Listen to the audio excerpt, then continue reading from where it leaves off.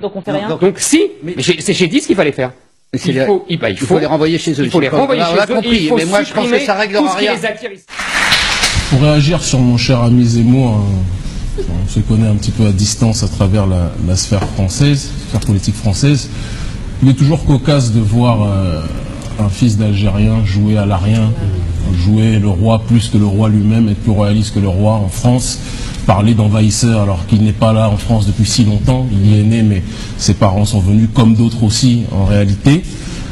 Mais il y a aussi une analyse de fond qu'on doit avoir et on se doit d'être un minimum dans l'anti-victimisation en ce début du XXIe siècle en tant qu'Africain.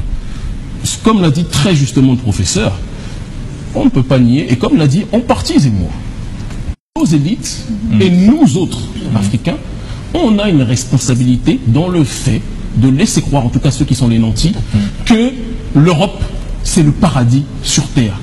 Que l'Europe, c'est la seule solution pour que l'on puisse s'en sortir. C'est notre jardin d'Éden, alors que sur le continent africain, nous avons quelque part notre jardin d'ébène, si on est capable de pouvoir travailler le sol qui est sous nos pieds. On doit aussi avoir cette acuité, cette capacité à accepter qu'il y a, de part et d'autre, en Afrique, il y a ce qu'on appelle, moi je les appelle les co-contractants de l'impérialisme, que sont nos élites certes, mais il y a aussi l'oligarchie d'Occident, qui par ce procédé du dumping social, aspirent les nôtres, font venir les nôtres. C'est une classe apatride politique qui est à la tête de ces États, et qui au final rend apatride aussi nos dirigeants qui, en échange d'un certain nombre de biens et de promesses, se laissent corrompre sur ce terrain-là. Donc il y a une responsabilité bicéphale, et il y a une responsabilité aussi de notre population, de toujours penser que le paradis est sous le pied des autres, au lieu de comprendre qu'on est sous un paradis ici. Zemmour fait son travail. Il faut qu'on soit clair. Je ne prendrai jamais au sérieux quelqu'un qui oublie d'où il vient lui-même. Mais il a parfois raison. Il faut dire la vérité. Il a parfois raison. Il oublie simplement c'est un fils d'Algérien. Ce n'est pas un Arien. Quand on voit sa tête, il ne ressemble pas aux Ariens ni aux Scandinaves. Il faut qu'on dise les choses telles qu'elles sont. Et c'est toujours marrant de l'entendre sur ce terrain, mais sur la critique de fond, sur la critique antimondialiste, capable d'accepter que ce qui s'est passé à Lampedusa n'est pas le fait de méchants blancs, c'est aussi le fait de corrompus à la tête de nos États qui font oublier que le paradis se trouve sous nos pieds. Il faut qu'on ait la capacité de le dire. C'est mon point de vue. Donc, Zemmour fait son travail, nous on fait le nôtre. Il est temps qu'on ait cette capacité aussi à propager un message de dignité, un message d'affirmation de soi, un message de fierté de soi, et comprendre qu'on ne va rien gagner en Italie. Laisse Guy continuer, voilà. Alors, nous allons toujours rester avec les médias français, et notamment le magazine satirique Le Canard Enchaîné, qui a écrit un article sur notre ami Kémy. C'est bon. Voilà, on voit que l'article Kémy vous accuse d'antisémite. Qu'est-ce que vous en pensez? Qu'est-ce que vous pouvez nous dire? Vous savez, aujourd'hui, on vit une période de crise où tous les dissidents, tous les résistants à ce qu'on appelle le nouvel ordre mondial, lorsqu'ils ne suivent pas la ligne atlantiste, la ligne mondialiste voulue par les élites d'Occident ou même du continent africain, sont taxés de tous les maux, de radicaux, d'extrémistes, de fascistes, etc. Parce qu'ils sont dans une démarche d'enracinement et ne veulent pas être babylonisés par un système qui veut nous faire perdre nos identités. Le Canard Enchaîné, c'est dommage qu'on parle dans leur face de la publicité, parce qu'ils ne le méritent pas, mais à la limite, tant pis. Journal satirique en faillite, comme l'explique bien souvent le docteur Salim Laïbi, spécialiste du nouvel ordre mondial, s'attaque à ma personne simplement parce qu'il voit que notre message de panafricanisme, de construction, et non plus simplement de panafricanisme d'indignation. En plus, le caricaturiste, il t'a pas raté là. Oui, mais regarde la tête qu'il m'a fait, regarde, je suis quand même plus beau que ce qu'on voit là, tu vois. Donc ils veulent vendre du papier, ils attaquent. Il n'y a pas que moi qui est attaqué, il y a mon frère Dieudonné et ami Dieudonné qui a été attaqué, il y a mon camarade Alain Soral qui a été attaqué aussi.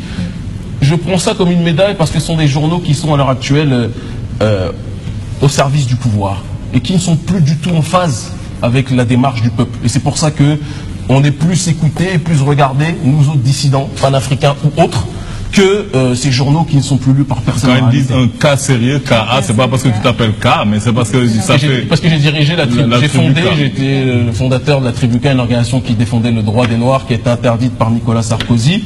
Et donc un cas sérieux parce qu'ils se rendent compte qu'il y a une tournée, en fait ils font le papier sur la tournée que j'ai fait cette année où il y a eu un nombre record d'influence un petit peu partout où on a fait nos conférences et ça les inquiète parce qu'ils auraient voulu qu'on fasse le Yabon Banania, le noir qui fait du tam-tam, le noir qui est bon pour Zouk Love, pour faire du Dombolo.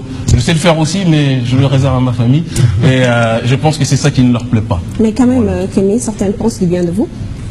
Il s'agit du député Laurent Louis du Parlement belge, dont voici un petit extrait, si on peut avoir la régie. La moindre parole légèrement suspicieuse, même dénuée de tout racisme, peut être aujourd'hui condamnée et condamnable. Nous avons eu l'expérience de telles institutions en France avec SOS Racisme. Et comme disait Jean Baudrillard, SOS Baleine a pour mission de sauver les baleines. SOS Racisme n'aurait-il pas pour mission de sauver le racisme? Et mes amis, l'humoriste Dieudonné et Kémy Séba, le panafricaniste talentueux, ont su mettre en lumière cette arnaque de l'antiracisme. Ce commerce de la pleurnicherie institutionnalisé et mis sur pied par nos pays, non pas pour éradiquer le racisme, mais bel et bien pour l'entretenir. Et je demande aux citoyens de faire eux-mêmes leurs recherches à ce sujet pour qu'ils s'en rendent compte. On ne peut pas forcer les gens à en aimer d'autres. C'est ridicule. Et comme le dit Kémy Séba, c'est par l'autodétermination que l'on impose le respect, non en vivant comme une victime. Il faut donc que les étrangers de Belgique soient dans une logique d'autodétermination, d'anti-victimisation et de virilité pour imposer le respect. Et ce n'est pas en quémandant le respect que celui-ci vient à vous, c'est en ayant un comportement exemplaire, sans faille, que l'on évite de se faire marcher dessus. Voilà, un extrait. Donc, faut pas se plaindre autant. Non, je me plains pas. Comme il y a un Français qui n'est pas algérien qui vous défend. C'est un Belge. Un Belge, oui, un Belge qui n'est pas algérien qui vous défend. Donc je pense que c'est un camarade de lutte en plus. Et je profite de cette tribune pour lui adresser mes respects. Mais ce dont il parle là rejoint ce dont on parlait par rapport à Lampedusa. C'est qu'il ne faut pas laisser une élite qui veut jouer le rôle du gentil, mais qui nous instrumentalise comme crash test à sa politique mondialiste, qui joue au yo-yo, qui nous dirige dans tous les sens, pour créer des tensions avec d'autres populations.